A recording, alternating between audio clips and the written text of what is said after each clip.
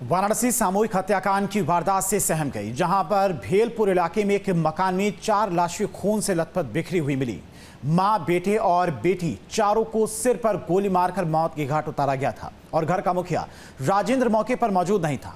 Police ने सोचा कि राजेंद्र ने ही अपनी पत्नी और 3 बच्चों को मौत के घाट उतारकर फरार हो गया है, लेकिन घर से कुछ दूरी पर राजेंद्र की भी एक निर्माणाधीन मकान में लाश मिली, जिसके बाद इस दिल दहला देने वाले सामूहिक हत्याकांड की गुत्थी पूरी तरह से उलझ गई है।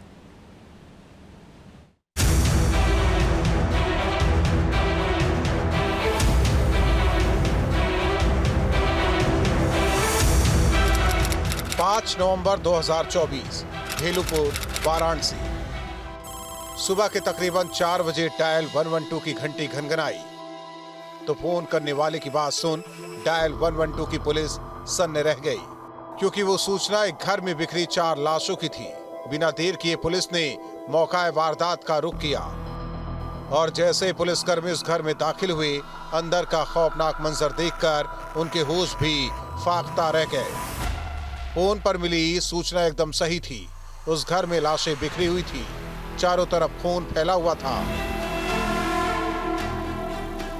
45 साल की नीतू गुप्ता, उसका 25 साल का बड़ा बेटा नवनेंद्र गुप्ता, 15 साल का छोटा बेटा शुभेंद्र गुप्ता और 16 साल की बेटी गौरांगी मौत के आगोश में जा चुकी थी। कातिल ने चारों को गोली मारकर मौत के घाट उतारा था। एक घर से 3 बच्चों और उनकी मां की लाश मिलने के बाद इलाके में हड़कंप मच गया। मौके से मृतक बच्चों का पिता गायब था। आशंका जताई जा रही कि पिता राजेंद्र ने पत्नी और अपने 3 बच्चों को मौत के घाट उतारकर फरार हो गया है, लेकिन राजेंद्र की लाश भी वाराणसी शहर से 30 किलोमीटर दूर उसके ही निर्माणाधीन मकान में मिली, जिसके बाद 5 लोगों की मर्डर मिस्ट्री उलझ गई है।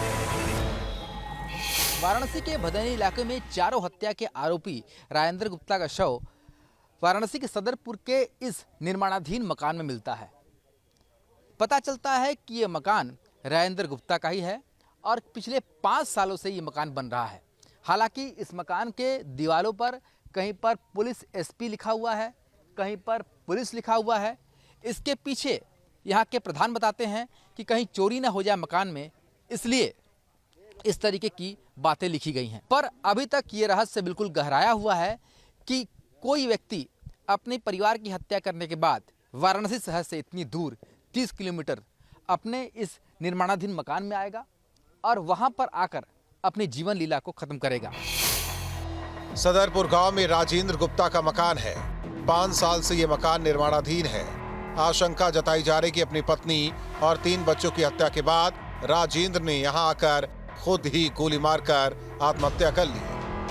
इनकी जो यहाँ पे माता जी रहती थी, उन्होंने बताया कि ये पारिवारिक विवाद कुछ चल रहा था इनका पिछले कुछ वर्षों से, उसी में ये हत्या हुई है। अभी पुलिस इसमें जांच कर रही है कि किसने ये कारित की है हत्या और क्या कारण रहा। राजेंद्र गुप्ता के ऊपर पूर्व में भी मुकदमा चला हत्या का 1997 में। उसके बाद इसके पर 2 और मुकदमे रहे हैं। पारिवारिक कलह जो बताया जा रहा है माता जी द्वारा, वो पारिवारिक कलह ही बताया जा रहा है कि इनका कुछ आपस में विवाद चल रहा था। लगभग कितने बजे की घटना है ये? लगभग कितने बजे की? ये देर रात्रि की है, क्योंकि जिस अवस्था में शव मिले हैं वो ऐसा प्रतीत हो रहा है कि जैसे वो सोए हुए थे और उसी टाइम गोली मार के हत्या की। इसमें जो पत्नी है वो उनकी उम्र है 45 साल और 3 बच्चे हैं जिनकी 25, 15 और 16 साल है उम्र। ये पिस्टल प्रतीत हो रहा है क्योंकि मौके पे खोखा भी मिला है, तो प्रथम दृष्टया पिस्टल इसका उपयोग हुआ। पुलिस इस पूरी घटना की जड़ में पारिवारिक कलह को वजह बता रही है। हालांकि सभी पहलुओं की जांच की जा रही है। शव को पोस्टमार्टम के लिए भेज दिया गया है। वो एक सामाजिक आदमी होते हुए एक व्यावसायिक दृष्टिकोण में उनका रहा है। वो शराब के भी कारोबारी रहे हैं और साथ ही साथ हॉस्टल और किराएदारी भी बड़े पैमाने पर उनका काम चलता रहा।